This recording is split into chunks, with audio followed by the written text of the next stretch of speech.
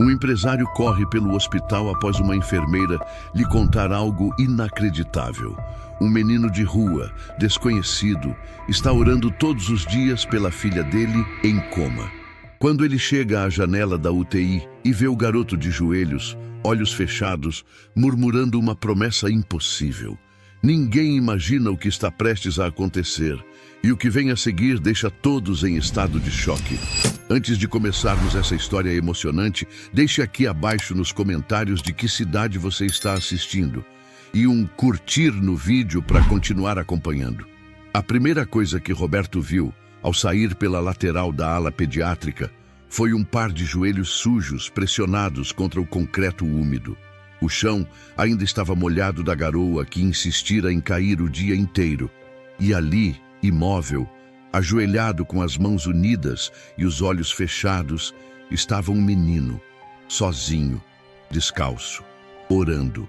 Roberto parou no mesmo instante. O ar parecia mais pesado ali, perto da entrada de serviço do hospital. Por um segundo, pensou em simplesmente contornar e seguir para o carro, como fazia todos os dias após visitar Clara. Mas alguma coisa, talvez o silêncio ao redor ou o modo como o garoto murmurava algo quase imperceptível, fez com que ele ficasse. Ele não sabia explicar por quê, mas ficou. Ela vai voltar. Ela só precisa de alguém esperando de verdade. A frase saiu num sussurro rouco, mas claro o bastante para atravessar o coração de Roberto como um estilhaço. Ele franziu a testa. Estava ouvindo direito? Ei! Sua voz saiu mais ríspida do que pretendia. O que está fazendo aqui? O garoto abriu os olhos devagar. Era mais novo do que aparentava de longe. Devia ter uns 10 anos, magro como vara, a pele manchada de sujeira. Mas os olhos, meu Deus, os olhos, tinham uma serenidade que não fazia sentido em alguém daquela idade. Eu estou orando por ela, respondeu sem medo, mas com doçura. Por quem? Roberto retrucou, embora soubesse a resposta. O nome dela é Clara, né? O menino apontou com o queixo para dentro do prédio. A menina do quarto 308. Roberto recuou um passo. O que aquele garoto sabia sobre sua filha? Como sabia seu nome, o quarto? Quem te mandou aqui? Ninguém, disse o menino. Eu venho todo dia. Roberto o encarou por alguns segundos em silêncio, tentando processar. O garoto olhava direto nos olhos, sem desviar, com aquela calma impossível. Você quer dinheiro? Não. Ele balançou a cabeça. Não vim pedir nada. Só achei que ela precisava de alguém ali fora também. Alguém que acredita. Um aperto subiu pelo peito de Roberto. Ele desviou o olhar, furioso com a própria fraqueza. Você não entende nada do que está acontecendo, disse, tentando recuperar a postura. Vai para casa. Não tenho casa. O menino respondeu simplesmente. Roberto virou as costas e saiu, mas cada passo ecoava como um erro. Dentro do carro, parado no estacionamento subterrâneo, ele apertou com força o volante.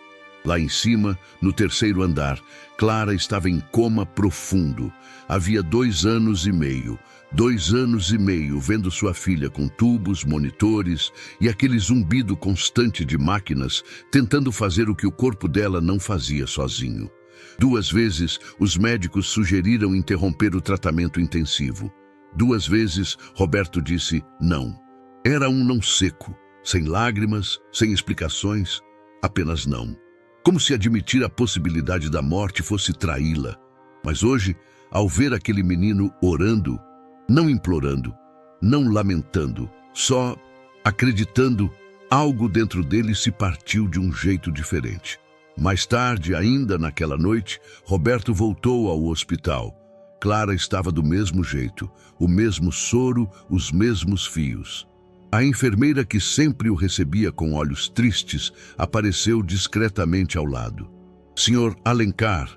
E sim, eu vi o menino, ela disse, o da oração. Roberto virou o rosto. Se ele incomodar os outros pacientes, avisem a segurança. Na verdade, a enfermeira hesitou. Ele não incomoda, ele só ora, sempre no mesmo horário. Às vezes canta uma música baixinha, só isso. Roberto não respondeu. Só pensei que talvez fosse bom o senhor saber, ela disse antes de sair. A lembrança do acidente voltava em flashes, sempre do mesmo jeito. Ele ao telefone, dirigindo apressado. A chuva. Clara no banco de trás com o cinto frouxo, cantando uma música da escolinha. O som dos pneus derrapando. A batida. E então, o silêncio esmagador. Foram só 3 segundos, mas 3 segundos destruíram tudo. A mãe de Clara já havia partido anos antes. Desde então, ela era o que restava. Clara era o último laço com tudo que ele um dia foi. E agora ela dormia. Dormia há mais de 900 dias. Na manhã seguinte, Roberto voltou ao hospital mais cedo do que o costume, sem saber exatamente o que buscava. O menino estava lá, no mesmo canto, de novo de joelhos. Roberto não se aproximou. Apenas observou à distância por longos minutos. O garoto mantinha os olhos fechados, as mãos entrelaçadas e um leve murmúrio nos lábios. Naquela hora, pela primeira vez, Roberto se perguntou como seria ver Clara ali, acordada, rindo. O menino levantou, ajeitou as calças largas com um cordão improvisado e começou a caminhar. Roberto, sem pensar, foi atrás. Ei! O menino parou, virando-se com naturalidade. Você faz isso todo dia? Sim, senhor. Por quê? Porque ninguém pode fazer isso por ela se o senhor não acredita mais. A frase foi um soco no estômago. Roberto sentiu a visão embaçar. Qual seu nome? Lucas. Quantos anos você tem, Lucas? 10. E você acredita, de verdade, que minha filha vai acordar? Lucas deu de ombros. Não sei. Mas acredito que ela está ouvindo e que está esperando alguém falar com ela do jeito certo. O silêncio que se seguiu parecia mais alto que qualquer sirene. Roberto, então, tomou uma decisão. Absurda, inexplicável, quase desesperada. Você quer ver ela? Os olhos do menino se acenderam com um brilho tímido, como quem não tinha mais o costume de esperar boas surpresas da vida. Posso? Roberto apenas assentiu. Dentro do quarto, Lucas parou na porta. Seus olhos passearam por cada fio, cada máquina, até pousar no rosto de Clara. Ele se aproximou devagar, ajoelhou-se e com delicadeza pegou a pequena mão gelada dela. Oi, Clara, ele disse. Meu nome é Lucas. Eu não te conheço, mas acho que a gente já se gosta. Ele começou a contar histórias, coisas simples, sobre um gato que conheceu na rua, sobre uma senhora que lhe deu pão e chamava todo mundo de meu anjo. Depois cantarolou baixinho uma melodia infantil, desafinada, mas doce. Roberto, parado no canto do quarto, sentia o peito apertar de uma forma que há muito não sentia. Lucas olhou para Clara e disse, quase num sussurro, você é forte. Seu pai está aqui, e eu também. A gente está esperando você. Roberto baixou os olhos, lutando contra as lágrimas. Ao levantá-los, viu algo pequeno, quase imperceptível. O dedo mínimo da mão de Clara se mexera. Roberto costumava medir o tempo em fusos horários. Londres, Nova York e Dubai. O relógio em seu pulso era uma extensão do seu poder. Executivos o esperavam em aeroportos. Suas decisões moviam ações, contratos, importações, votos. Onde estivesse, havia alguém prestando contas. Sempre. Hoje, seu relógio marcava 7 horas da manhã, mas ele não tinha mais reuniões. Só silêncio. E Clara. Ela ainda dormia, imóvel, como se o tempo tivesse parado com ela no banco de trás daquele carro. A menina de 5 anos agora parecia ter 7, mas era só no corpo. A mente permanecia adormecida, flutuando em um limbo que nenhum exame explicava. 2 anos e meio antes, quando Clara ainda corria pelos corredores de casa, com os cachos presos em 2 rabos de cavalo tortos, Roberto era outra pessoa. Terno sob medida, palavras exatas, uma rotina cronometrada. Papai, posso ir com você hoje? A vozinha dela, naquele dia, ainda assombrava seus sonhos. Ele dissera não, depois mudara de ideia no último minuto. Precisava apenas passar na matriz da empresa e voltar. Seriam 20 minutos no máximo. O tempo de ela brincar no banco de trás com os bonecos de plástico que carregava na mochila. Mas choveu. E ele atendeu o celular enquanto dirigia. O impacto destruiu o lado esquerdo do carro. Clara bateu a cabeça, mesmo com o cinto. O trauma craniano foi grave. Ela entrou em coma na mesma noite. Roberto ficou 3 dias sem sair do hospital. Depois mais 4. Depois transferiu Clara para a unidade pediátrica particular mais avançada do país. Vendeu imóveis. Cancelou contratos. Retirou investimentos. A empresa, antes sólida, começou a oscilar sem sua presença. Os sócios pressionaram. Ele ignorou. Clara é minha única prioridade agora. Nos primeiros meses, ele ainda dormia em casa. Depois passou a dormir no sofá da sala de espera. No primeiro ano, todos os seus recursos se voltaram à filha. No segundo, começou a vender o que restava, até que não havia mais nada a vender. Roberto caminhava pelos corredores do hospital como um fantasma. Médicos já não lhe traziam esperanças, apenas dados. Clara era mantida viva por suporte avançado, mas a resposta cerebral era mínima. Ele lia tudo sobre neurologia pediátrica, fez contato com centros internacionais, mandou exames para a Alemanha, Japão, Canadá. Todos retornaram com a mesma estimativa, estável, porém sem progresso funcional evidente. Quando sugeriram a interrupção do tratamento intensivo, ele quase agrediu o neurologista. Ela está viva e vai continuar. Foi nesse dia que demitiu seu último advogado pessoal. Queria distância de quem falava como estatística. Antes era chamado de tubarão dos negócios. Agora, os jornalistas o chamavam de pai obsessivo. Uma reportagem insinuou que ele prolongava artificialmente a vida de uma criança sem chances reais por egoísmo. Roberto nunca respondeu. Não dava entrevistas. Não queria que ninguém olhasse nos olhos dele e dissesse o que ele já gritava consigo mesmo todos os dias. Foi minha culpa. Certa noite, ele voltava do laboratório clínico quando viu, na televisão da recepção, uma reprise de uma antiga entrevista sua em horário nobre. Anunciavam a expansão da Alencar Global para o Oriente Médio. Ele sorria. Falava de números, metas, visão estratégica. Era irreconhecível. Naquela mesma noite, um funcionário do hospital o abordou. Desculpe, mas não é seguro para o senhor dormir nos corredores. Há uma sala reservada para famílias. Roberto agradeceu, mas não se mexeu. Preferia estar ali, onde escutava o som do monitor de Clara, mesmo que fraco, mesmo que distante. Qualquer desvio no ritmo cardíaco, ele percebia antes dos enfermeiros. Poucos meses após o acidente, perdeu seu último contrato corporativo. Um banco espanhol rompeu parceria. A empresa foi vendida em partes. Alguns chamaram de má gestão emocional. Outros disseram que ele desistira. Mas ninguém entendia. Roberto não via números há muito tempo. Só via sua filha deitada, com os cílios longos e a pele pálida, respirando por ajuda, cercada por máquinas, e ainda assim linda. Ele falava com ela todas as manhãs, contava como estava o dia, as mudanças de tempo, lia passagens de livros infantis, repetia que estava ali, que ela podia voltar quando quisesse. Um dia desabou na frente da enfermeira mais antiga da ala. E se ela só estiver esperando que eu aceite deixá-la ir? A enfermeira não respondeu, apenas tocou sua mão e chorou com ele. As visitas de conhecidos cessaram com o tempo. Na primeira semana houve flores, depois mensagens.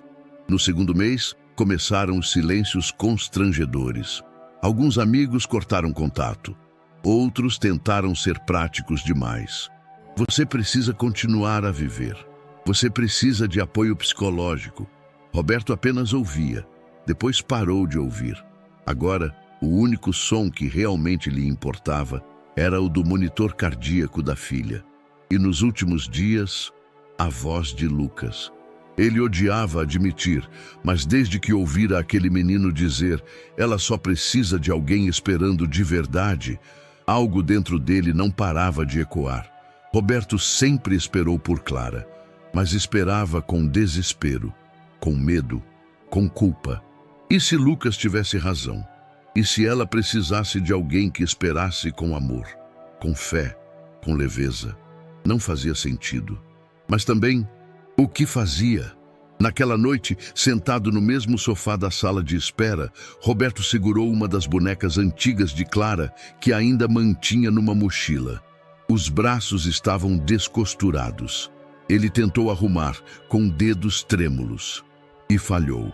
Ao lado, alguém deixou uma bandeja com café. Era a enfermeira.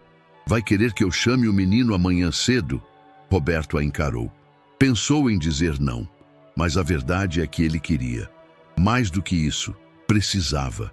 Apenas assentiu com a cabeça, em silêncio. A enfermeira sorriu com um alívio discreto. Ele disse que não quer incomodar, mas se puder ver a Clara de novo... Roberto olhou para o teto branco exausto. Pode deixar ele entrar, mas só por alguns minutos. Ela assentiu e se afastou. Roberto olhou para a boneca de Clara no colo, a mesma que ela carregava no banco de trás naquele dia, e pela primeira vez em muito tempo, sussurrou algo para si mesmo. Me perdoa, filha. Lucas apareceu de novo na terça-feira. Roberto o viu da janela da sala de espera enquanto tomava café frio demais para fazer efeito. O menino estava no mesmo ponto, ajoelhado no chão, com as mãos unidas. A blusa que vestia parecia ainda mais gasta do que nos dias anteriores. As solas dos pés estavam cinzentas, o jeans dobrado acima dos tornozelos magros. E lá estavam os olhos fechados, a boca movendo-se num ritmo quase hipnótico. Era a terceira manhã consecutiva. Roberto observou por alguns minutos. Pensou em descer, mas ficou parado, braços cruzados, encostado no vidro. Já não havia desprezo em seu olhar. Havia algo entre ceticismo e desconcerto. Aquilo não era normal. Crianças daquela idade não apareciam todos os dias num hospital só para orar por uma desconhecida. Pelo menos, não no mundo que ele conhecia. O menino se levantou, ajeitou as calças, olhou ao redor com uma tranquilidade absurda e saiu andando devagar, como se a pressa não lhe pertencesse. Desapareceu entre os carros do estacionamento. Na quarta-feira, ele voltou. Mesma hora, mesmo gesto, mesma postura. Roberto não conseguiu fingir que não o via e tampouco conseguiu entender por que aquilo começava a incomodá-lo tanto. Não de forma negativa, mas como um incômodo que cutuca a consciência, força questionamentos. Ele não falta nunca, né? A voz da enfermeira veio de trás, com uma xícara de café na mão. Você sabe o nome dele? Roberto perguntou, ainda olhando para fora. Lucas. Ele mesmo disse. Você já falou com ele? Algumas vezes, é muito educado, nunca pede nada, sempre diz que vai embora antes do almoço, nunca passa dali da entrada. Roberto franziu o senho. E ninguém o impediu de voltar. Alguns seguranças tentaram, mas ele não causa problema. E, bom, algumas mães disseram que acham bonito o que ele faz. Teve até uma que começou a deixar um lanchinho para ele num saquinho de papel. Não quis aceitar no começo, mas depois levou. Roberto balançou a cabeça devagar. Parece uma criança que saiu de um outro tempo, ou de um outro mundo. Ficaram em silêncio por um momento. O senhor acha certo ele continuar vindo? A enfermeira perguntou. Roberto hesitou antes de responder. Não sei, mas acho que ele vai continuar vindo de qualquer jeito. Na quinta-feira, Roberto resolveu chegar um pouco antes do horário habitual. Pegou o elevador sem dizer palavra, desceu e foi até a entrada lateral do hospital. Era cedo.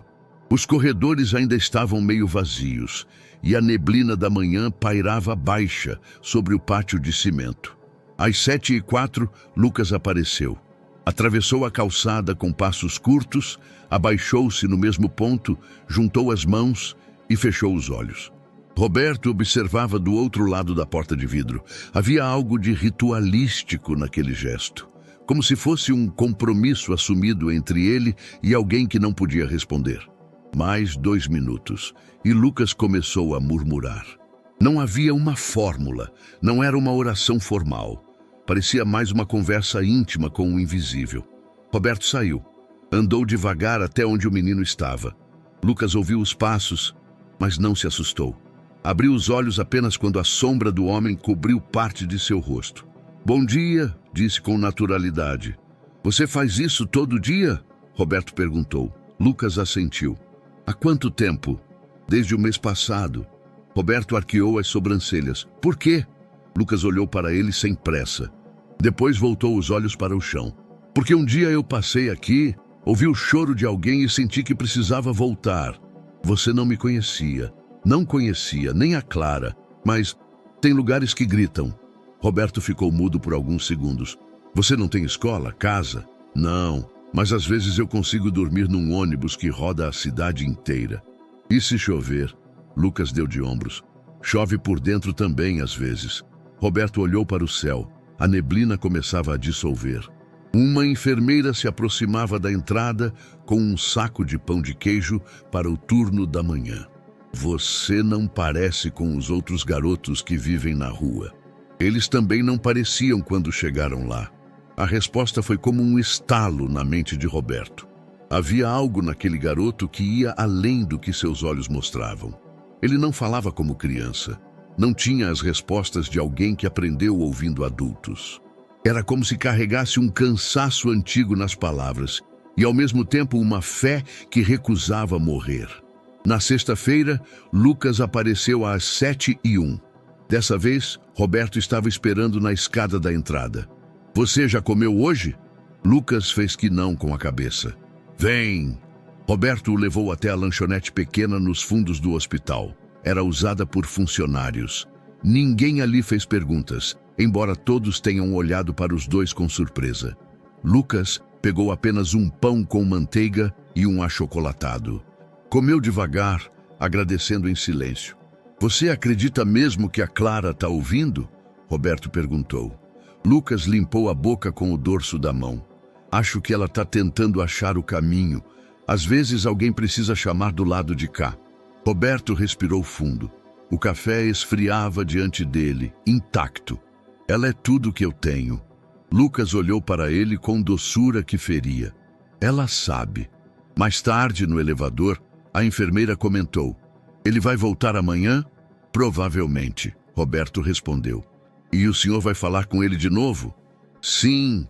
Ela sorriu. Um sorriso pequeno, mas carregado de significado. "Ele tem algo que a gente não aprende na faculdade." Roberto não respondeu.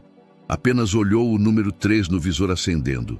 Terceiro andar, quarto 308. Clara, sempre Clara. Na manhã seguinte, sábado, Lucas chegou às 6h59.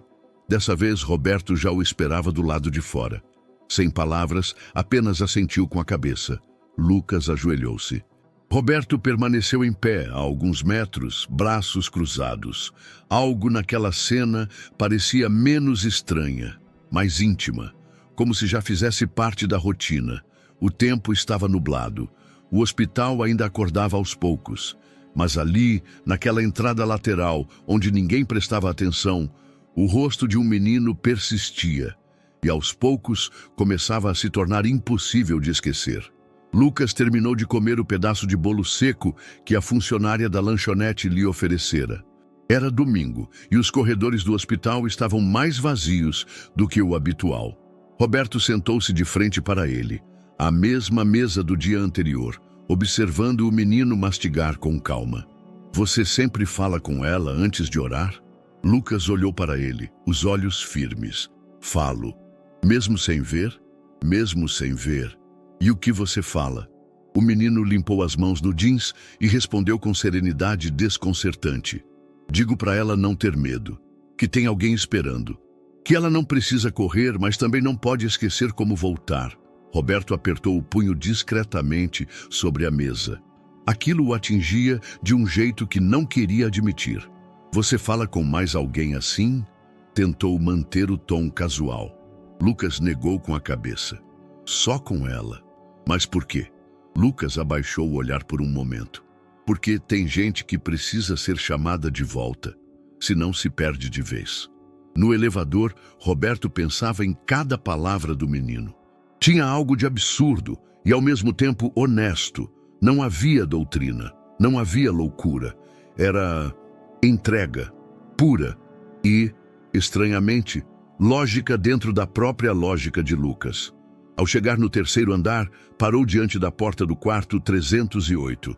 Clara estava do mesmo jeito, os cílios longos, imóveis, a cabeça levemente virada para o lado, a mesma posição há dias. Roberto se sentou na poltrona e ficou ali, apenas olhando. Ela não reage, disse baixinho, como se falasse com alguém além dela. Mas às vezes eu juro que sinto que ela escuta. Na segunda-feira, Lucas estava novamente no ponto habitual, antes das 7. Roberto o encontrou em pé, encostado no muro, esperando. Hoje não vai se ajoelhar? Perguntou. Lucas sorriu de leve. Tava esperando o senhor. Roberto arqueou uma sobrancelha. Por quê? Queria pedir uma coisa. A frase deixou Roberto em alerta. Pode falar. Lucas inspirou fundo. Eu queria ver ela, só um pouquinho. Não vou encostar. Só queria entrar e falar de perto. Roberto ficou mudo. As palavras ficaram presas entre a surpresa e o instinto de proteção. Lucas, começou cauteloso, não acho que seja uma boa ideia. Eu entendo. É que não é um quarto comum. É delicado. E ela é minha filha. É tudo que eu tenho. Eu sei, disse Lucas. Por isso quero falar com ela do jeito certo. Como assim, do jeito certo? O menino hesitou, depois respondeu. Tem gente que fala com os olhos abertos. Eu acho que a Clara entende melhor com os olhos fechados. Roberto não respondeu de imediato. Caminhou alguns passos pelo pátio, mãos nos bolsos, tentando entender o que sentia. O menino não era uma ameaça, mas era imprevisível. E aquilo o assustava. O mundo de Roberto era feito de controle, métodos, certezas. Lucas era o oposto disso. Você já viu alguém acordar assim? De um coma? Perguntou, ainda de costas. Lucas respondeu depois de alguns segundos. Não, mas já vi gente voltar da tristeza. É quase igual. Roberto virou-se lentamente. Você acha que ela está triste? Acho que ela está longe e tem medo de ninguém mais estar esperando. Naquela tarde, Roberto passou mais tempo que o habitual no quarto da filha. Leu em voz alta um trecho de um livro infantil antigo. Depois, segurou a mão de Clara e ficou em silêncio. Você tem medo de voltar, filha? Murmurou. Eu tô aqui, desde o primeiro dia. Não fui embora, nem vou. Mas a respiração de Clara seguia igual. E o silêncio também. Na terça-feira, Lucas estava lá, exatamente às 070. Roberto o viu da varanda da sala de espera e não se moveu. Observou o menino sentar-se num degrau, pegar um caderno velho da mochila rasgada e rabiscar alguma coisa. O gesto parecia comum, mas havia uma concentração rara ali, como se o mundo parasse ao redor dele. Roberto desceu. Sem dizer nada, sentou ao lado dele. Lucas sorriu com o canto dos lábios. Virou o caderno para mostrar. Era um desenho de Clara. Pelo menos, era como ele a imaginava. Ela tem cabelo assim, né? Apontou. Roberto engoliu em seco. O desenho era ingênuo, mas preciso nos detalhes. 2 rabos de cavalo, olhos grandes, um sorriso sutil. Como você sabia? Sonhei com ela. Roberto o olhou com desconfiança. Você sonha com a Clara? Lucas assentiu. Sonhei que ela estava num lugar cheio de árvores altas, sozinha, e que ela olhava para frente como se quisesse sair, mas não sabia para onde ir. Roberto levou as mãos à boca, pressionando o queixo. A imagem era forte demais. Lucas continuou. No sonho, eu estava do lado de fora, chamando. E ela ouvia, mas ainda não conseguia achar o caminho. Mais tarde, Roberto subiu. Sentou-se ao lado da cama. Observou Clara. Você ouve esse menino, filha? A mão dela, imóvel, parecia ainda mais pequena hoje. Ele suspirou. Depois de minutos, levantou-se e saiu. Na porta, encontrou a enfermeira. O garoto ainda está lá? Sim. Pode dizer que amanhã. Ele pode entrar. Ela assentiu surpresa, mas não perguntou nada. À noite, Roberto teve um sonho. Estava num bosque com neblina densa. O chão era úmido. Havia risos de criança ecoando, mas não via ninguém. Caminhava entre árvores finas e então viu Clara, muito pequena, sentada em uma pedra, olhando para o chão. Ao se aproximar, ela não o via. Mas então, uma voz de menino soou ao fundo. Clara, tá todo mundo esperando. Ela virou o rosto e acordou. Roberto abriu os olhos com um sobressalto. Estava na poltrona do hospital. O sol da manhã entrando pelas persianas. O relógio marcava 6h53. 7 minutos depois, Lucas entraria no pátio. E naquele dia, ele não ficaria do lado de fora. Era cedo, mas o hospital já respirava sua rotina. Carrinhos de medicação circulavam entre corredores, sussurros de enfermeiros se misturavam ao chiado dos ventiladores e luzes frias se espalhavam pelas paredes estéreis. No terceiro andar, no entanto, havia uma pausa. Diante da porta do quarto 308, Roberto respirava fundo. Lucas estava ao seu lado, não parecia nervoso, nem excitado, apenas sereno.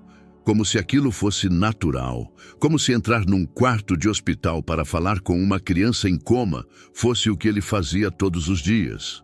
Pode entrar, disse Roberto mantendo a voz baixa, mas sem tocar em nada, e se ela demonstrar qualquer desconforto, você sai imediatamente. Lucas assentiu. E entrou. O quarto estava como sempre, abafado pelo som dos monitores e pelo ritmo compassado do oxigênio. Clara, como um anjo adormecido, permanecia imóvel entre os lençóis. A luz da manhã desenhava linhas suaves ao redor de seu rosto, os olhos fechados, a pele pálida, os dedos finos repousando sobre a coberta. Lucas se aproximou com delicadeza. Parou ao lado da cama, hesitou por um instante, não por medo, mas por respeito, e então puxou uma das cadeiras com cuidado, arrastando-a sem barulho. Sentou-se. Ficou olhando para ela por longos segundos. Depois falou. Oi, Clara. Sou eu, o menino da calçada. Fez-se um silêncio denso no quarto. Nem Roberto, parado junto à porta, ousava se mover. Eu sei que a gente ainda não se conhece direito, mas eu já gosto de você, disse Lucas com simplicidade. Você tem uma cara de quem sabe guardar segredo, e eu gosto de gente assim. Lucas ajeitou a cadeira, inclinando-se um pouco mais para frente. Posso te contar uma história? Ele não esperou resposta. Era uma vez um menino que morava numa cidade com mais rua que teto. Ele tinha uma mochila com 2 bolsos furados, uma blusa que não esquentava muito e uma foto meio rasgada da mãe que ele guardava dentro do tênis. Roberto sentiu o estômago apertar. Lucas continuou, agora com os olhos focados apenas em Clara. Esse menino gostava de ouvir as pessoas conversando. Às vezes, sentava perto de uma praça, fechava os olhos e fingia que fazia parte da conversa. Era como se ele tivesse uma família invisível só dele. Um leve sorriso brotou nos lábios do garoto. Mas teve um dia em que ele ouviu um choro diferente. Não era de dor nem de fome, era um choro de saudade. E quando ele olhou para cima, viu que o choro vinha de dentro de um hospital. Lucas fez uma pausa, a voz ainda tranquila.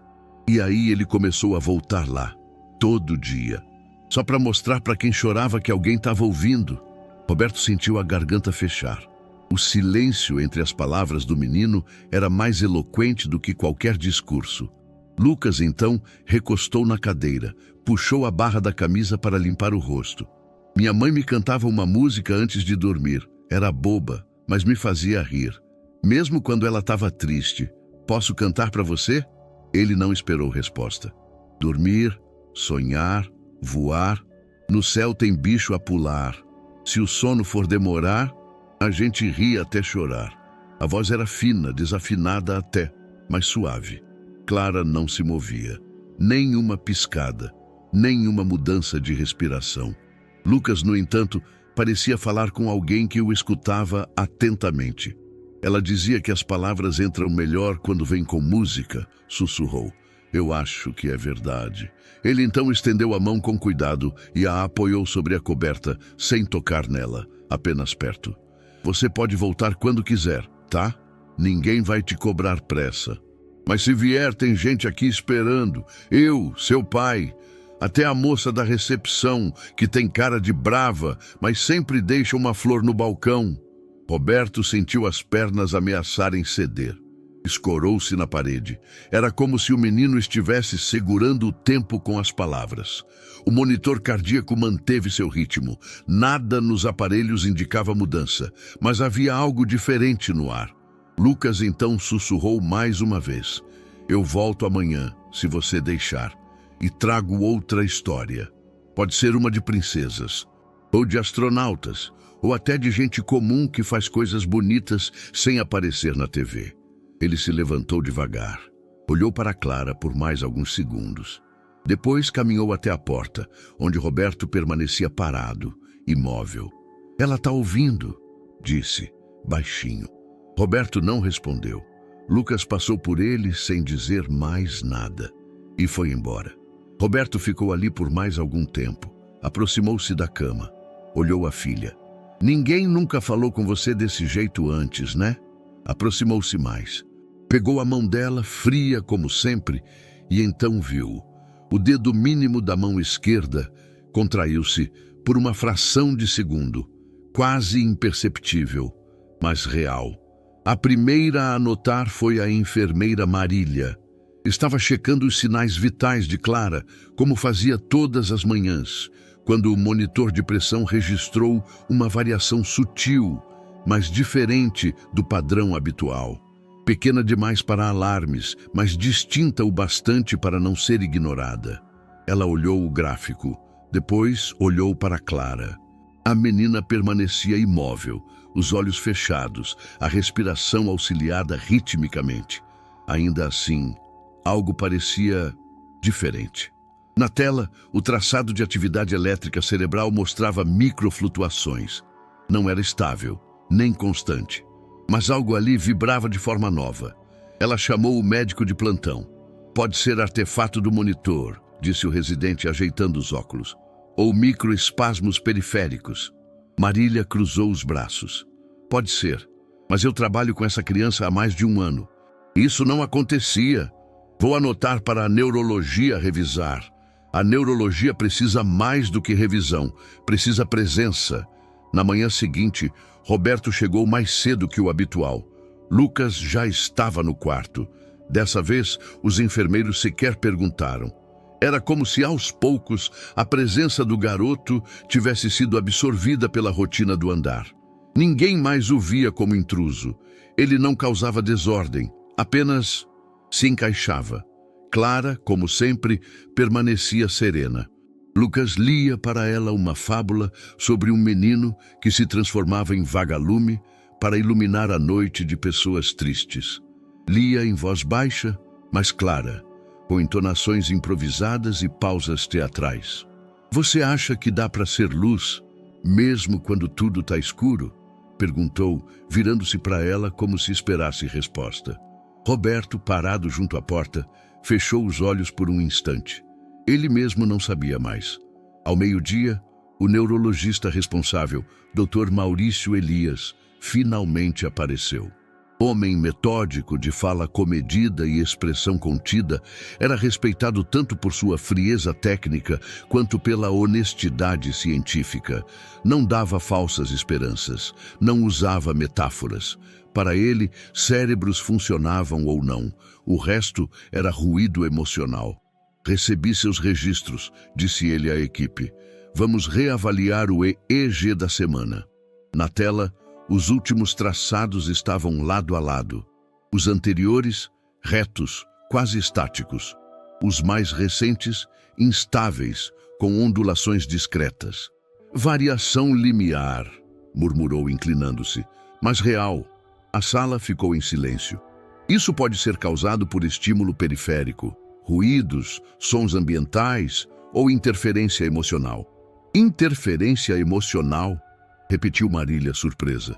Sim, há registros de que, em casos raros, estímulos afetivos provocam respostas eletroquímicas mínimas, principalmente em pacientes jovens.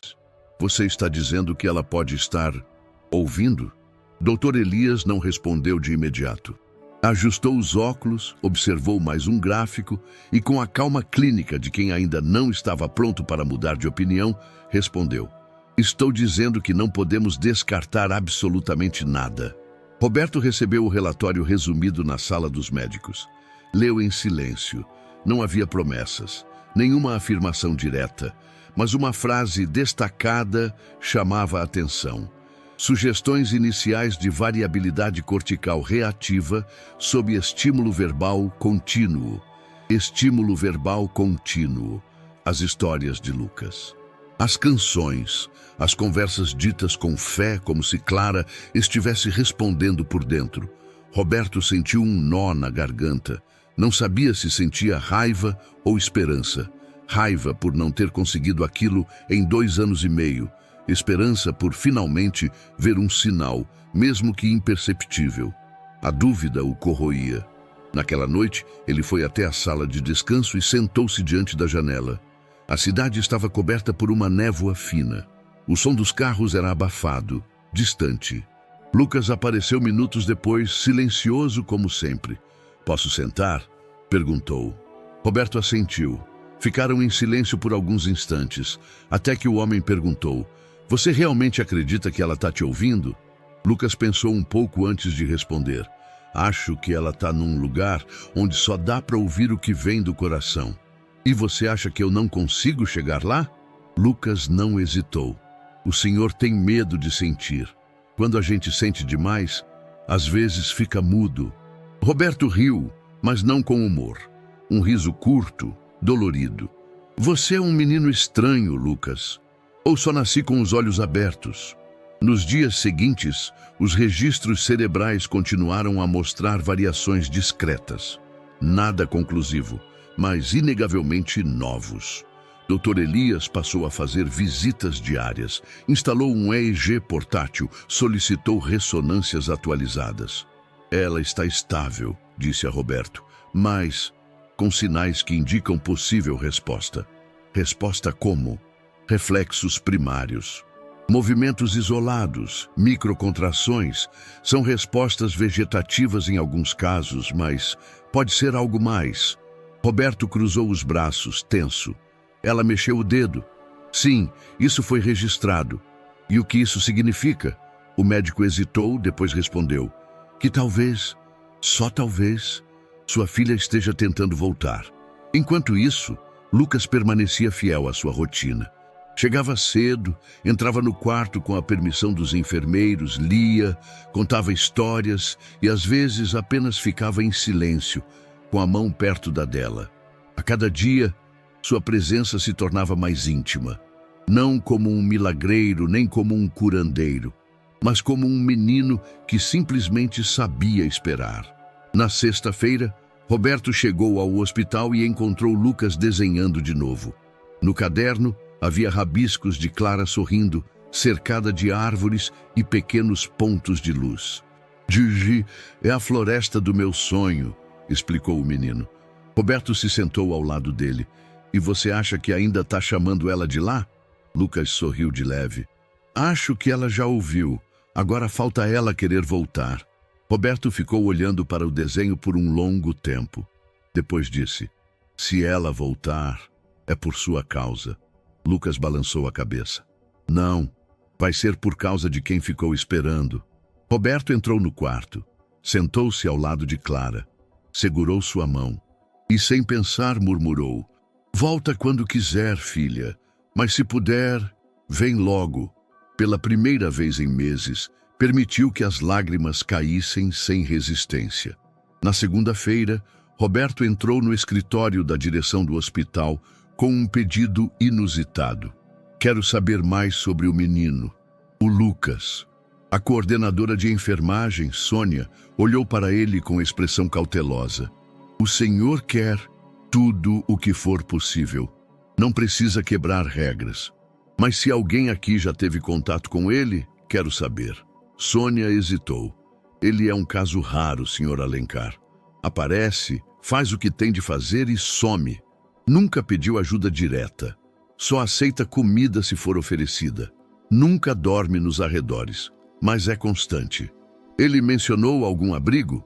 Disse que passou por 2, mas fugiu e nunca mais voltou. Fugiu por quê? Sônia ficou em silêncio por alguns segundos. Depois respondeu, num tom mais baixo. Abusos, verbais, físicos. A gente ouve histórias. Alguns lugares não deveriam existir. Roberto encostou-se na parede, fechou os olhos.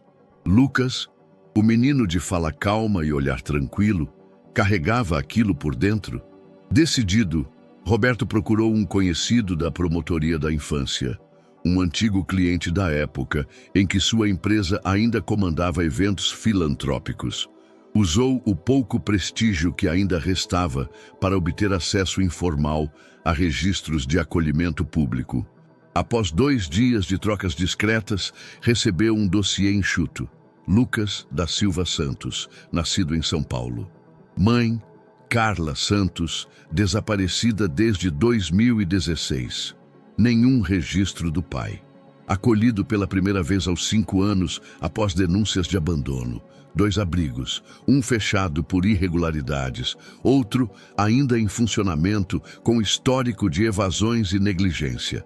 Fugiu aos 8 anos. Desde então, nenhum novo registro oficial. Apenas relatos esporádicos de assistentes sociais e voluntários que o viram nas ruas. Um detalhe chamou a atenção de Roberto. Relatos sugerem que o menor possui hábitos de leitura incomuns. Já foi visto carregando livros danificados e revistas descartadas, com frequência demonstrando vocabulário superior ao de crianças da mesma faixa etária. No dia seguinte, Roberto levou um livro infantil ilustrado para Lucas.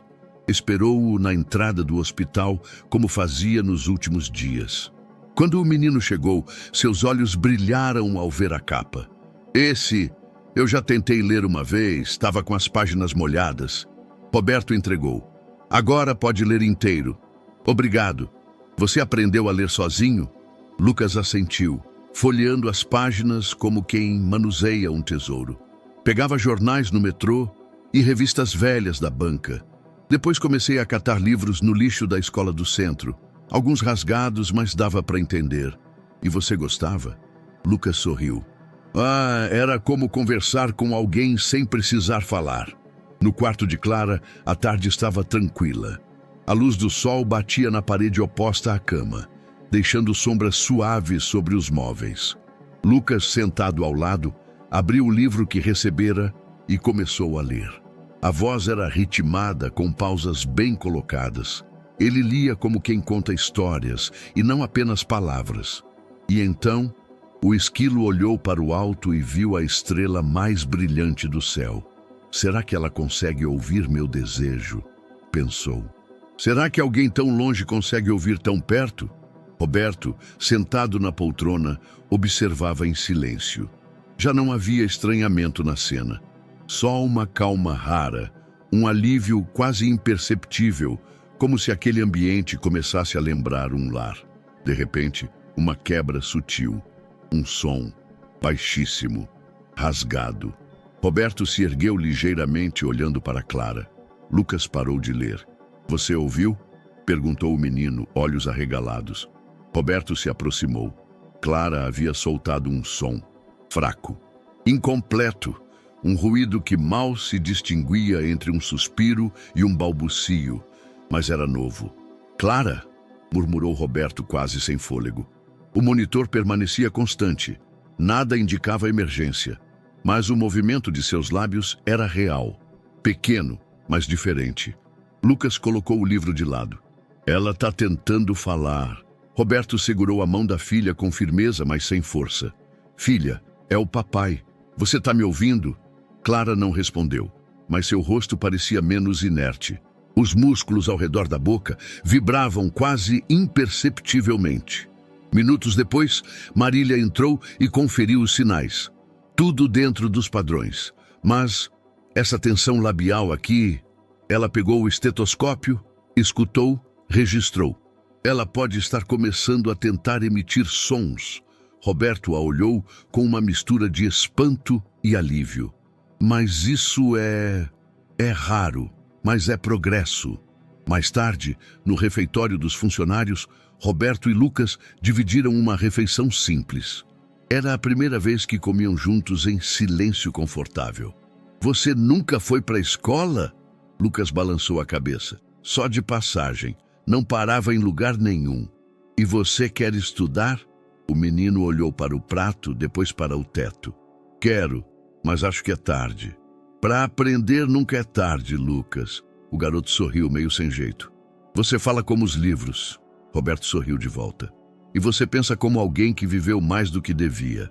Ao voltarem para o quarto, Clara permanecia estável, mas seus lábios estavam ligeiramente entreabertos, como se tentassem buscar uma palavra. Lucas se aproximou e disse, com um tom diferente, mais íntimo, quase como um segredo. A gente está aqui, esperando. Roberto observou a filha, a emoção segurando firme no peito. Ela vai voltar, disse, mais para si mesmo. Lucas, com os olhos fixos em Clara, respondeu. Acho que ela só precisava de alguém que acreditasse com o coração. Era uma tarde cinza, com o céu preguiçoso e o ar carregado de umidade. A ala pediátrica estava mais silenciosa que o normal, como se os sons do hospital tivessem sido abafados por uma cortina invisível. No quarto 308, Clara repousava com a cabeça levemente inclinada para a esquerda. Os fios do monitor cardíaco seguiam imóveis em seus lugares. A luz natural filtrava-se pela persiana entreaberta, iluminando apenas metade da cama. Lucas, sentado na cadeira ao lado, segurava um livro nas mãos. Um exemplar infantil ilustrado, com a lombada puída.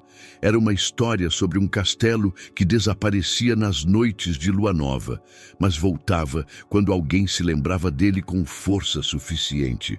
Ele lia devagar, saboreando as palavras. E então o menino gritou bem alto o nome do castelo, porque no fundo do peito ele sabia. As coisas que amamos não desaparecem. Elas só se escondem um pouco para ver se a gente ainda se importa. A voz de Lucas era baixa, mas firme. O ritmo era o de alguém acostumado a contar histórias para si mesmo, como quem transforma silêncio em companhia. Do outro lado do quarto, Roberto observava com os olhos levemente semicerrados, os cotovelos apoiados nos joelhos. Desde o balbucio de Clara dias antes, ele se recusava a sair por muito tempo. Cada novo som ou mínimo movimento parecia um prenúncio de algo maior. Lucas virou a página, sem pressa. E quando o castelo ouviu seu nome, ele tremeu. Um tremor de alegria escondido nas pedras. Era como se dissesse, você me lembrou, agora posso voltar. Roberto fechou os olhos por um instante. Queria tanto ouvir aquela voz de novo, a de Clara. Aquela voz aguda, quase cantada, com a entonação da infância intacta. Ele se lembrava perfeitamente da última frase que ela dissera antes do acidente. Papai, posso colocar minha boneca no cinto também? E depois, mais nada. 2 anos e meio de silêncio. 2 anos e meio, esperando por qualquer ruído que rompesse aquela bolha de vazio. Lucas virou outra página. O castelo reapareceu na manhã seguinte. Tinha torres mais altas, janelas mais abertas e portas escancaradas. Porque agora ele sabia que era lembrado. E quando a gente é lembrado, a gente volta melhor. Então aconteceu. Fraco, rasgado, baixíssimo. Pai. Foi um som engasgado, quase inaudível. Roberto se endireitou de imediato. O quê? Lucas parou de ler, mas não se mexeu. Apenas olhou para Clara com o mesmo olhar de antes, aquele que não carregava surpresa, apenas certeza. Roberto levantou da poltrona e correu até a cama. Clara! O rosto da menina se mantinha inexpressivo, mas sua boca estava entreaberta. E os lábios ainda tremiam como se tentassem repetir algo. Filha, sou eu. Estou aqui. Silêncio. Mas havia uma tensão diferente no ar. Não era medo nem desespero. Era como se a sala tivesse prendido a respiração, esperando. Fala comigo, meu amor, sussurrou Roberto, ajoelhado ao lado da cama. Os olhos de Clara continuavam fechados, mas seus músculos faciais estavam vivos. Pai, ela repetiu, agora com um fio de voz um pouco mais claro. Roberto desabou, não chorou alto, não gritou, mas tudo nele cedeu. Os ombros, as mãos, a voz. Enterrou o rosto no lençol, segurando a mão pequena dela entre as suas. Você voltou. Você voltou. Lucas manteve-se sentado, sereno, como se soubesse que isso aconteceria desde o primeiro dia. Minutos depois, a equipe médica entrou. Marília foi a primeira a chegar, seguida por 2 enfermeiros e o neurologista, Dr. Elias. Ela falou, disse Roberto, erguendo-se com os olhos vermelhos. O que ela disse? Perguntou o médico, já se aproximando. Ela disse, pai.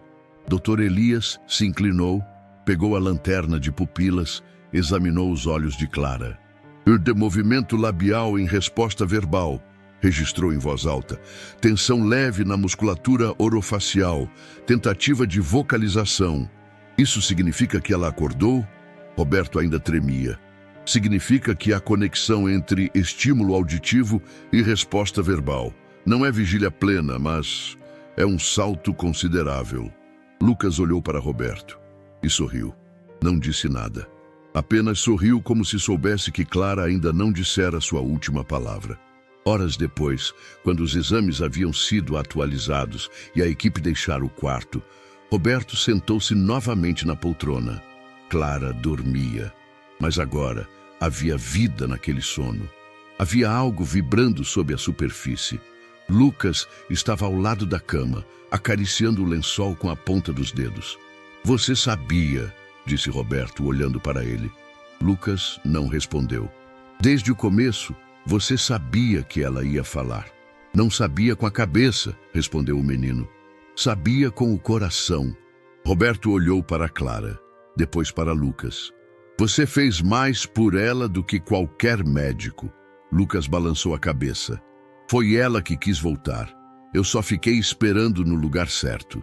Naquela noite, Roberto não saiu do hospital, nem Lucas. Dormiram em cadeiras separadas, em silêncio, mas com um som novo ecoando por dentro. Uma palavra pequena, mas suficiente para reconstruir tudo. Pai. A voz de Clara havia se tornado mais que um milagre. Era uma faísca. Pequena, sim, frágil, mas viva. E para Roberto nada mais fazia sentido fora daquele quarto. Nos dias que seguiram, Lucas manteve sua rotina. Chegava cedo, lia, conversava, sorria pouco, mas sempre presente. Clara, por sua vez, começava a responder não apenas com palavras hesitantes, mas com gestos. Um piscar demorado, um murmúrio em resposta, um levantar mínimo das pálpebras, e entre esses pequenos gestos, um se repetia com frequência crescente. Ela chamava Lucas de irmão. Cadê meu irmão? Ou, o irmão vem hoje. A primeira vez que disse isso, Roberto pensou que estivesse delirando. Mas ela repetiu nos dias seguintes, sempre apontando com o dedo frágil para o canto onde Lucas costumava sentar.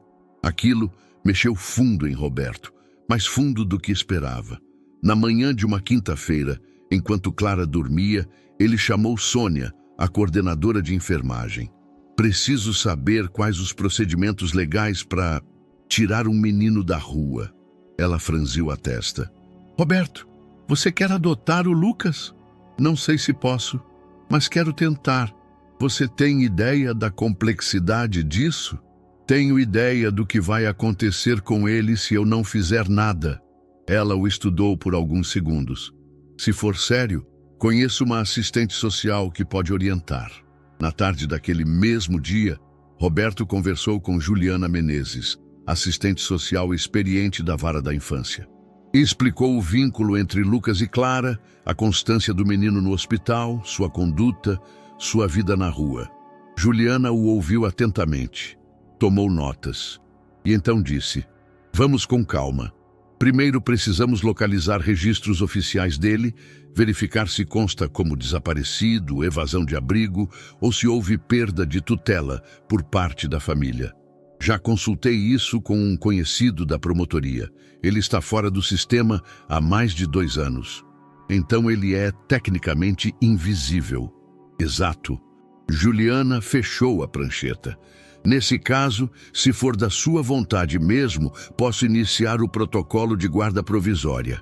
Mas aviso, vai exigir laudos, entrevistas, pareceres psicológicos e, acima de tudo, a vontade dele. Eu quero fazer o que for preciso. Então se prepare. A justiça não lida bem com urgência emocional. Nos dias seguintes, Lucas passou por entrevistas. Psicólogas da vara da infância o avaliaram discretamente em uma sala emprestada dentro do hospital. Havia papel, lápis de cor, brinquedos simples, mas Lucas parecia alheio a tudo aquilo. Respondia com educação, mas sem esforço para agradar. "Por que você vive nas ruas?" perguntou uma das profissionais. "Porque era pior nos lugares com telhado." "Você confia no Sr. Roberto? Ele nunca me prometeu nada, mas cumpre o que não promete. Isso vale mais. E se fosse morar com ele, gostaria?" Lucas olhou para o teto por alguns segundos. "Gosto do que a Clara sente quando ele está perto. Se for igual, acho que sim." As psicólogas se entreolharam. Uma delas anotou: respostas maduras para a idade, vocabulário elevado, forte vínculo afetivo com o paciente e com o solicitante da guarda. Enquanto isso, Roberto era chamado para uma audiência preliminar. Na sala, uma juíza jovem, rígida no semblante, conduzia a conversa. "Senhor Alencar, o senhor está ciente de que uma solicitação de guarda é um compromisso permanente?" "Sim, meritíssima." "E que não há vínculo sanguíneo nem histórico formal com o menor?" "Não, mas há vínculo real." "E o que motivou esse pedido?" Roberto respirou fundo. "Lucas salvou minha filha." "Salvou como?" "Com a presença, com a fé, com o que nenhuma máquina conseguiu em 2 anos e meio." A juíza fez anotações. "Ainda assim, precisamos de mais que emoção. Precisamos de estrutura, estabilidade, provas de que o senhor pode prover segurança física, psicológica, social." "De tudo o que tenho agora é Clara. E tudo que ela tem agora é ele."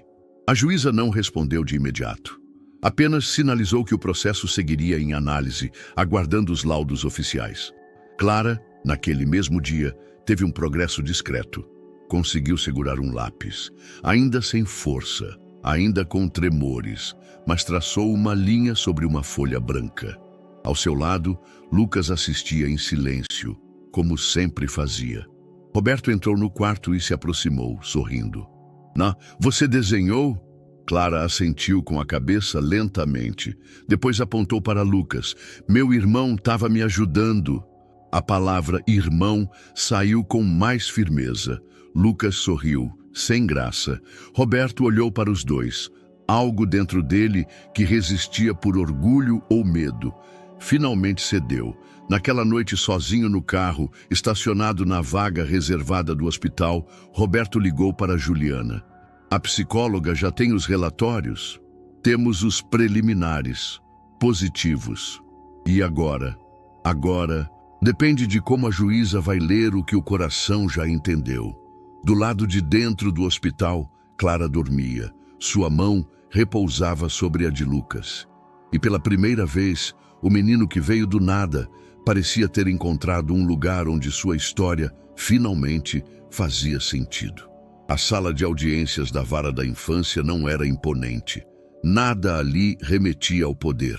As paredes bege, os bancos de madeira polida, o crucifixo acima da porta, tudo parecia mais funcional que simbólico. Mas naquele dia, para Roberto, era como estar diante de um tribunal invisível. O juiz, um homem magro de rosto anguloso e olhar pragmático, folheava os autos com expressão contida. À sua direita, a promotora do Ministério Público consultava uma pasta com notas destacadas. Juliana, a assistente social, observava com atenção. Lucas estava ali também, sentado, calmo. O mesmo menino de sempre, de gestos lentos, olhos firmes e postura serena, mesmo sob o peso de palavras que decidiram destinos. Roberto foi o primeiro a ser chamado. Levantou-se, respirou fundo, atravessou o pequeno espaço até o centro da sala e jurou dizer a verdade. O juiz iniciou, direto. Senhor Roberto Alencar, o senhor solicita a guarda provisória de Lucas da Silva Santos. Por qual razão específica? Roberto manteve a voz baixa, mas firme. Porque ele faz parte da minha família. Há quanto tempo o senhor o conhece? Pouco mais de 2 meses. E nesse período, o menor esteve sob sua tutela. Sob minha proteção, ainda não formal. O senhor tem ciência de que guarda provisória é ato formal com implicações legais permanentes, mesmo sendo provisória no tempo? Tenho. O juiz o observou por alguns segundos. Por que agora? Roberto hesitou apenas um instante. Porque a minha filha estava morrendo em silêncio. E Lucas foi a única pessoa que ela quis ouvir. A promotora o interrompeu. Com licença, excelência. A promotoria reconhece o valor emocional, mas não pode basear decisões jurídicas em sentimentos. Há laudo técnico que justifique a influência alegada. Juliana, a assistente social, levantou-se calmamente. Sim, há um parecer psicológico emitido após entrevistas com a criança, com o menor e com o solicitante. Está anexado ao processo. O juiz folheou o relatório. Parou em um trecho. Leu em voz alta. Paciente apresenta estímulo emocional significativo em presença de Lucas, com melhora de resposta neurológica e verbal. Indícios de vínculo afetivo consolidado, com impacto clínico perceptível. O silêncio caiu sobre a sala. A promotora, visivelmente desconfortável, retrucou. Ainda assim, não se pode ignorar a ausência de laço legal. O menor viveu nas ruas. Há riscos. O solicitante não tem histórico recente de estabilidade financeira. Juliana se adiantou novamente. Senhor Alencar reorganizou sua vida em função da filha. Abandonou os negócios, é verdade, mas constituiu uma base afetiva concreta. O menor encontrou nele não só um tutor, mas um porto. Isso é sua interpretação, senhora assistente, a promotora rebateu. É a minha leitura como técnica, mas também é o relato da criança. O juiz fez um gesto com a mão. Tragam a menina. Clara foi conduzida por uma enfermeira e uma fisioterapeuta. Estava num cadeirão adaptado, coberta por um casaco rosa claro. Os cabelos soltos caíam em ondas suaves sobre os ombros. Ainda frágil, mas desperta e viva. Lucas se levantou assim que a viu. Os olhos dela o procuraram de imediato e sorriram. A juíza se aproximou, inclinando-se levemente. Clara, tudo bem? Consegue falar comigo? Clara assentiu com esforço. A juíza sorriu gentil. Vou fazer uma pergunta só, está bem? Clara piscou devagar. Você conhece esse menino? O Lucas? Sim, ela respondeu em voz quase tímida. Quem ele é para você? Clara olhou para Lucas, depois para Roberto, depois de volta para o juiz. E então disse, com doçura surpreendente, ele cuidou de mim. Agora quero cuidar dele. A frase atravessou a sala como uma flecha. Roberto segurou as lágrimas. Lucas baixou os olhos, emocionado. O juiz respirou fundo. Depois de alguns segundos falou. Diante do vínculo afetivo incontestável, dos laudos técnicos e do relato da menor, este juízo concede, em caráter excepcional, a guarda provisória de Lucas da Silva Santos ao senhor Roberto Alencar. Bateu o martelo. Reavaliamos em 90 dias. Ao sair do fórum, Clara ainda no cadeirão, Lucas caminhou ao lado de Roberto. Nenhum dos dois disse nada por um momento. Então, Clara falou, com um sorriso torto. Agora a gente é tipo... irmão mesmo, né? Lucas riu. Tipo isso. Roberto, entre os dois, apenas respondeu. Irmãos de verdade, mesmo sem o mesmo sangue. E ali, no meio da calçada diante do fórum, com os carros passando e o céu limpo pela primeira vez em dias, o homem que perdeu tudo se deu conta. Pela primeira vez, tinha uma família inteira. A primeira noite de Lucas na nova casa não foi marcada por festa, presentes ou grandes gestos. Foi marcada por silêncio, Um silêncio diferente do que conhecera nas ruas ou nos abrigos. Um silêncio quente, cheio de presença. A cama era simples, o colchão firme, os lençóis novos. No criado mudo, uma luminária com forma de foguete que Clara escolhera numa loja online. Roberto deixou a porta entreaberta antes de apagar as luzes. Se precisar de qualquer coisa, é só me chamar. Lucas assentiu, já deitado. A voz saiu quase inaudível. Obrigado. Boa noite, filho. A palavra pairou no ar por alguns segundos. Filho. Lucas não respondeu de imediato, só virou o rosto para o travesseiro e sorriu, sem ser visto. As manhãs agora começavam com cheiros de pão, remédios e leite quente. Clara ainda tinha a rotina de fisioterapia e terapia da fala, mas já andava curtos trechos com apoio e conseguia formar frases completas, embora com lentidão. Lucas fazia questão de ajudá-la com os sapatos. Tá apertado? Só se o pé crescer demais. Ela brincava. Na mesa, os três tomavam café juntos. Roberto ainda estranhava a imagem. 2 filhos. Sim, 2, dividindo torradas e risos com a naturalidade de irmãos de sangue. O colégio aceitou Lucas em regime de recuperação e adaptação, com suporte pedagógico intensivo. A matrícula foi feita com apoio da assistente social, e Roberto contratou uma psicopedagoga particular para acompanhá-lo. No primeiro dia, Lucas vestiu o uniforme com cuidado. Era a primeira roupa com emblema escolar que usava na vida. Clara, ainda sem frequentar aulas, assistiu à cena da janela. Vai arrasar, irmão. Lucas ajeitou a mochila, tentando parecer despreocupado. Vou tentar não desmaiar. Se desmaiar, bate em quem rir de você. Vou usar a lancheira como escudo. Ela riu. Roberto os observava com o coração cheio de coisas que nunca aprendera a nomear. Mas a escola não era feita só de livros. Nos primeiros dias, Lucas sentiu o peso dos olhares. Esse é o menino da reportagem? Cochichavam. Aquele que morava na rua? Ele fala certinho demais, parece ator. Durante o intervalo, 2 garotos esbarraram nele de propósito no pátio. Cuidado aí, órfão de novela. Lucas não reagiu, não respondeu. Apenas saiu em silêncio.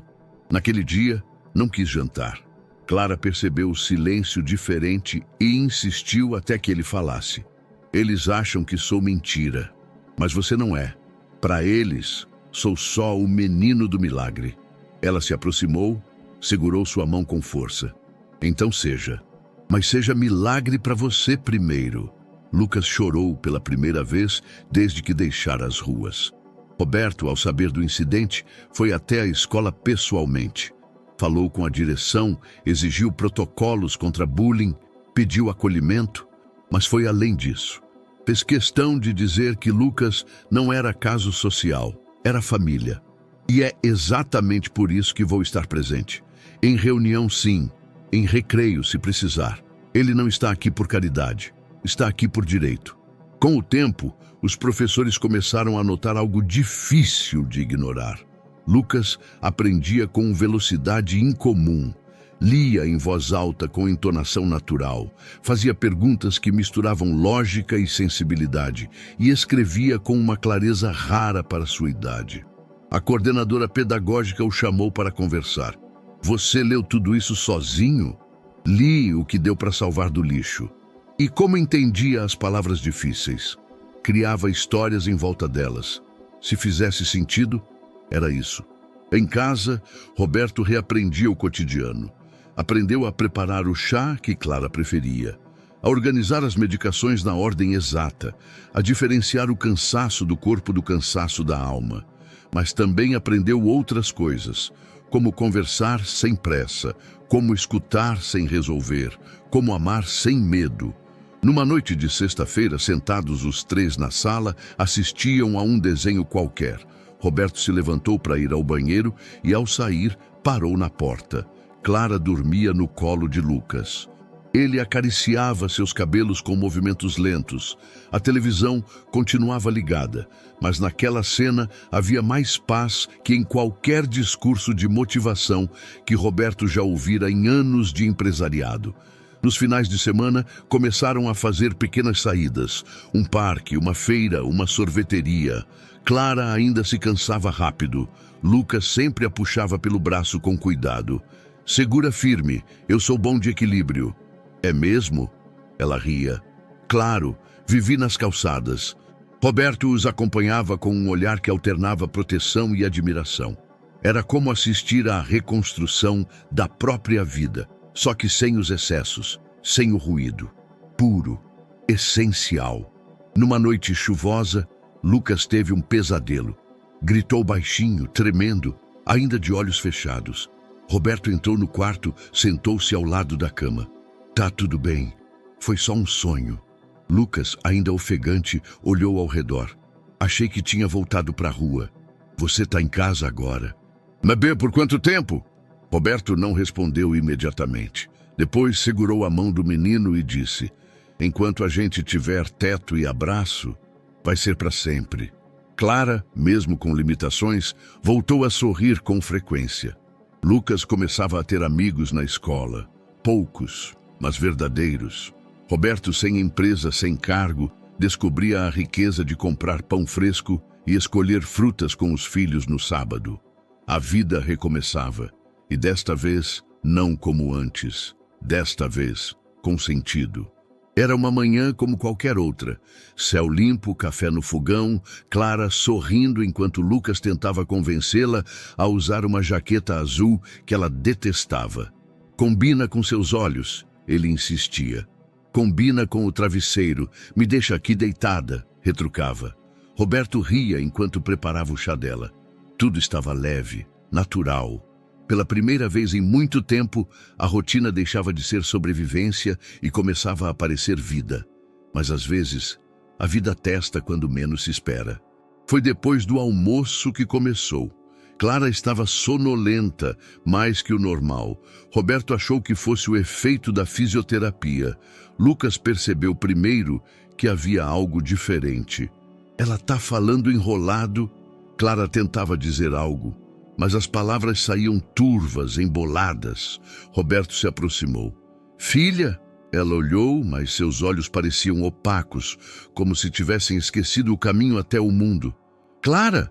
Foi quando a cabeça dela caiu de lado. Roberto a pegou nos braços imediatamente, gritando por ajuda.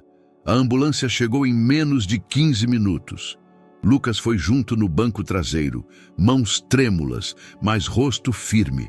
Roberto ao lado, em silêncio, como se tivesse voltado 2 anos no tempo. No hospital, a equipe médica os aguardava. Exames foram feitos às pressas. Tomografia, coleta de sangue, avaliação neurológica. Dr. Elias veio pessoalmente. Aparentemente, trata-se de uma regressão neurológica temporária. Mas precisamos afastar hipóteses infecciosas ou lesões secundárias. Você está me dizendo que ela pode voltar ao coma? A voz de Roberto soou rouca, quase falhando. Não podemos afirmar nada ainda. Roberto sentou-se no canto da sala de espera, as mãos cobrindo o rosto. Aquele peso que pensou ter deixado para trás voltava com força. Tudo em volta sumia. O barulho, as vozes, as paredes, só restava o vazio, até que sentiu uma mão em seu ombro. Lucas. Ela não foi embora, disse, calmo. Como você pode ter certeza? Porque ela está cansada, mas ainda escuta. Roberto olhou para o menino. Não havia medo em seus olhos, apenas convicção. Você acha que ela vai voltar? Lucas assentiu. Sim, mas não se ela sentir que você já desistiu. Quando permitiram visitas, Lucas foi o primeiro a entrar. O quarto estava mais frio, mais silencioso. Clara dormia com o rosto voltado para a janela. A expressão serena demais, como se tivesse se distanciado. Lucas não falou muito. Sentou-se ao lado dela, segurou sua mão e ficou ali, minutos longos, sem história, sem livro, sem brincadeira. Apenas presença, apenas espera. Roberto entrou pouco depois. Parou na porta. Viu o menino ali, em silêncio, segurando a mão de sua filha como se soubesse que ela estava ouvindo tudo. Você não quer dizer nada para ela hoje? Hoje não é dia de falar, respondeu Lucas. É dia de ficar. Roberto se sentou do outro lado da cama. Observou os monitores, os números, os traços. E pela primeira vez, não procurou respostas neles. Só olhou para Clara. Você tem permissão para descansar, filha. Mas se puder, volta. A noite chegou sem grandes mudanças. Médicos monitoravam, mas não intervinham além do necessário. Lucas dormiu numa cadeira. Roberto ficou acordado. Na madrugada, Clara mexeu os dedos. Depois, os lábios. Era pouco, mas suficiente. Às 6 da manhã, Marília entrou para a troca de plantão. Encontrou Lucas sentado na mesma cadeira de olhos abertos. Você não dormiu, garoto? Dormir é para quem não está esperando alguém voltar. Ela sorriu emocionada. Roberto apareceu na porta. Ainda com o rosto abatido, mas com um brilho novo nos olhos. Ela está melhor? Acho que sim, respondeu Marília. Vamos observar ao longo da manhã. Às 9, enquanto Lucas lia em voz baixa, uma história sobre um jardim que se reconstruía após o inverno, Clara mexeu os olhos. Aos poucos, com esforço, abriu-os. Roberto estava ao lado. Ela olhou para ele, depois para Lucas. Tentou falar, mas a voz saiu falha. Foi um sonho. Roberto apertou os olhos, engolindo um soluço. Se foi, você acabou de acordar dele. Ela virou-se lentamente para Lucas e murmurou. Estava frio lá, mas eu ouvia você. Lucas apenas sorriu, como sempre fazia. Mais tarde, Roberto ficou observando os dois pela janela do quarto. Pensou em tudo que poderiam ter perdido, mas também em tudo que já haviam ganhado. Às vezes, o que salva uma vida não é força nem tecnologia. É a coragem de esperar. O dia amanheceu mais claro, como se a cidade, por um instante, decidisse parar de pesar. Clara já conseguia caminhar do quarto à cozinha com a ajuda apenas de um andador. Lucas acordava antes do despertador. Roberto preparava café com gosto. Era simples, mas era novo e verdadeiro. Foi numa dessas manhãs, enquanto assistia aos dois trocando risadas sobre um vídeo antigo na televisão, que Roberto tomou a decisão. Abriu o notebook, digitou a senha de uma conta bancária que não usava há meses e começou a apagar o passado. A empresa de eventos corporativos que construíra ao longo de 20 anos ainda existia, mas por inércia. Escritórios fechados, CNPJ ativo, mas parado, equipamentos, imóveis e patentes, tudo empacado entre papéis e heranças de um império que já não lhe pertencia emocionalmente. Eu não quero mais isso, disse a um antigo sócio durante uma ligação seca. Vai doar tudo? Não tudo, mas o que restar, sim. Quero investir em gente, crianças, como o Lucas. O silêncio do outro lado da linha foi longo. Você mudou. Não. Eu descobri o que vale a pena manter. Juliana, a assistente social, foi a primeira a ouvir a proposta. Você quer abrir uma casa de acolhimento? Não. Quero abrir uma casa de recomeço. Ela arqueou as sobrancelhas. E qual a diferença? Acolhimento é necessário. Mas o que essas crianças precisam é de um lugar onde possam reconstruir. Não só sobreviver. Ela anotou algo. Nome? Roberto sorriu. Instituto Clara Luz. Nos dias seguintes, reuniões foram marcadas com antigos parceiros de negócios, fornecedores e investidores que ainda confiavam no nome Roberto Alencar. Mesmo que agora ele não usasse terno nem falasse de lucros. Ligou para todos pessoalmente. Não pediu milhões. Pediu atenção. Quero que sua empresa doe, mas mais que isso, quero que você venha ver. Alguns negaram de imediato, outros hesitaram. Poucos disseram sim, mas os poucos bastaram. Lucas e Clara ficaram encarregados de pensar na primeira campanha. E se fosse tipo, cada criança ajudando outra, sugeriu Clara. E quem não tem nada para dar? Perguntou Lucas. Dá um desenho, uma história, um bilhete bonito. A primeira campanha foi simples. Em vez de pedir dinheiro, pediram palavras. Em poucos dias, começaram a chegar cartas de crianças de escolas públicas e privadas, todas endereçadas a um futuro desconhecido. Para quem dorme na rua, eu espero que você sonhe com cama. Para o menino que cuidou da menina, você é tipo herói sem capa. Para quem acha que ninguém liga, a gente liga sim. Essas cartas foram lidas por Clara e Lucas em vídeos curtos, postados por Roberto em suas redes sociais antigas, que até então tinham ficado esquecidas, cheias de seguidores silenciosos. No primeiro vídeo, Clara terminava assim: "Se meu irmão me ajudou a voltar, a gente pode ajudar outros a não se perderem." Em menos de uma semana, o vídeo viralizou. Jornais reapareceram, agora não com a manchete do milagre, mas com outra. Ex-magnata investe fortuna para criar abrigo humano inspirado em menino de rua que ajudou a salvar sua filha. As doações começaram a chegar. Pequenas, médias, grandes. Lucas reagia com espanto a cada novo dado que Roberto trazia. Eles estão doando por quê?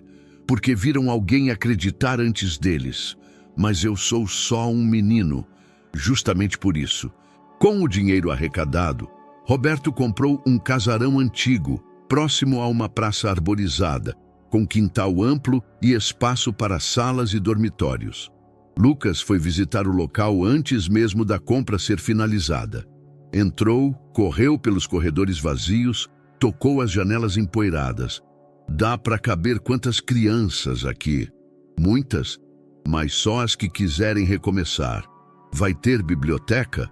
Vai ser a primeira sala a ficar pronta. Lucas sorriu como quem encontra o próprio reflexo num sonho. Clara criou um desenho que seria usado como o logotipo oficial do Instituto. 2 mãos, uma grande e uma pequena, segurando uma flor que nascia entre rachaduras. Porque gente não nasce só no colo. Às vezes, nasce na dor. Roberto emoldurou o desenho e colocou na entrada da nova sede. Lucas colocou um bilhete ao lado.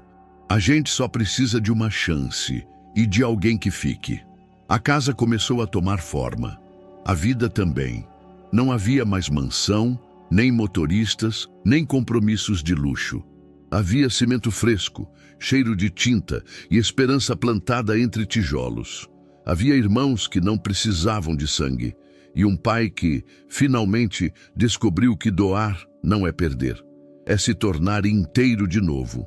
O jardim do hospital nunca fora tão verde.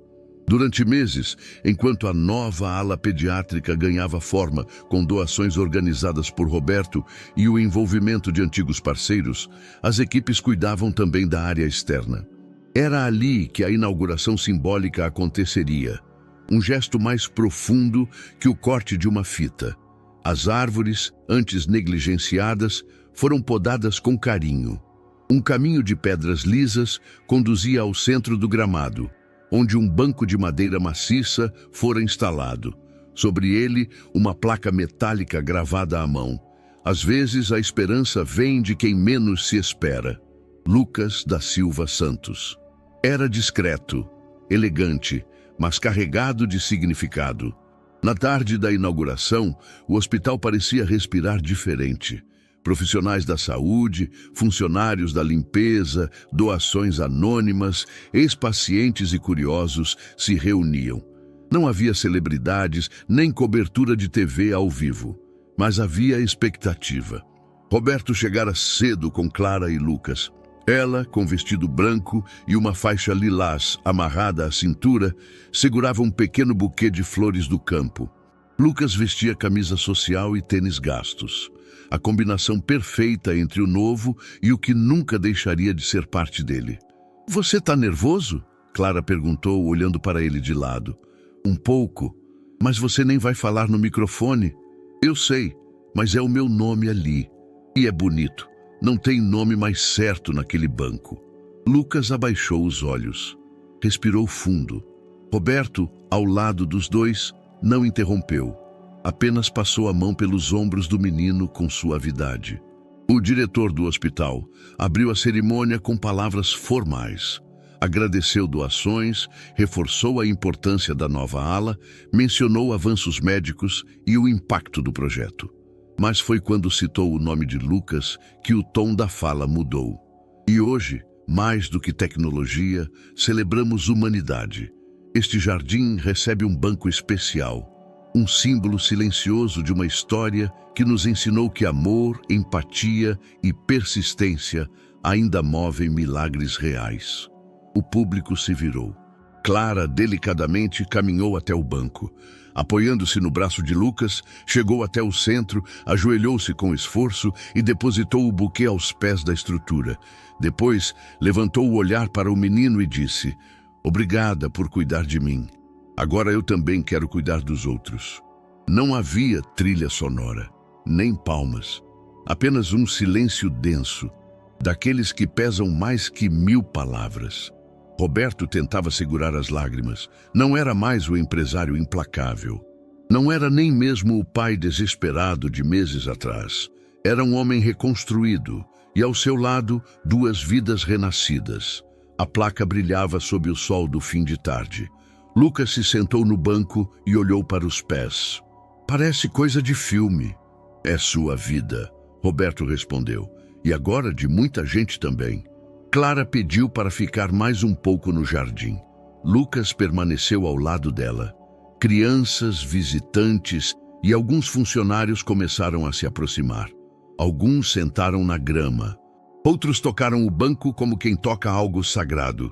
Uma senhora enfermeira com olhos marejados murmurou baixinho: "Esse menino, ele é feito de luz." No final da cerimônia, um grupo de voluntários organizou uma roda de leitura com histórias doadas para o Instituto. Clara leu uma com a voz ainda um pouco fraca, mas cheia de verdade. Lucas apenas ouvia. Era como se sua presença bastasse. E naquele dia, bastava. O banco ficou ali, cercado por árvores e crianças.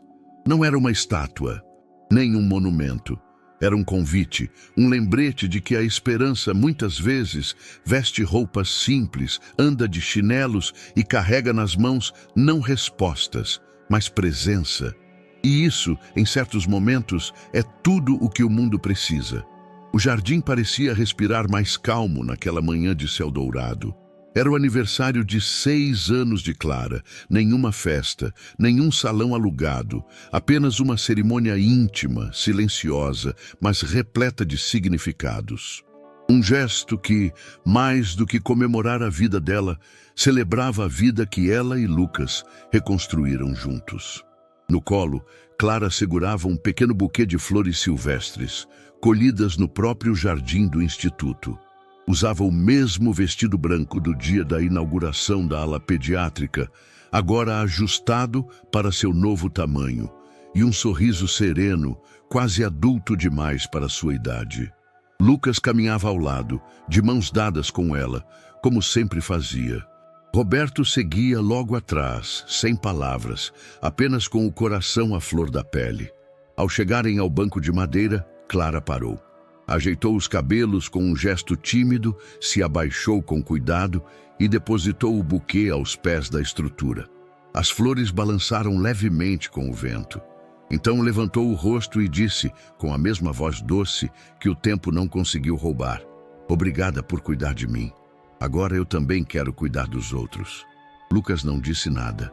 Apenas olhou para o banco com o nome dele gravado, depois para Clara e, por fim, para Roberto. O pai, sem conseguir conter a emoção, os envolveu num abraço longo, silencioso, apertado. Ali, entre árvores, entre memórias, entre o que foi dor e o que agora era luz, estava o que ele nunca soube que precisava encontrar: família. A câmera de um visitante anônimo capturou a cena de longe. Os 3 juntos, abraçados diante de um banco simples, com uma placa modesta e uma frase poderosa. Às vezes, a esperança vem de quem menos se espera. A imagem rodaria o país dias depois. Mas, para eles, naquele instante, nada mais importava. A cura de Clara não foi total. O passado de Lucas não foi apagado. Roberto não voltou a ser empresário. Mas isso já não definia o valor da história. Porque o que desperta alguém da escuridão nem sempre é um milagre sobrenatural. Às vezes é apenas uma presença humana, real, insistente, que segura a mão quando o mundo inteiro solta. E então, O que achou dessa história emocionante? Conta pra gente nos comentários. Vamos adorar saber sua opinião. Não esquece de deixar seu curtir para apoiar nosso trabalho e se inscrever no canal. Nos vemos na próxima.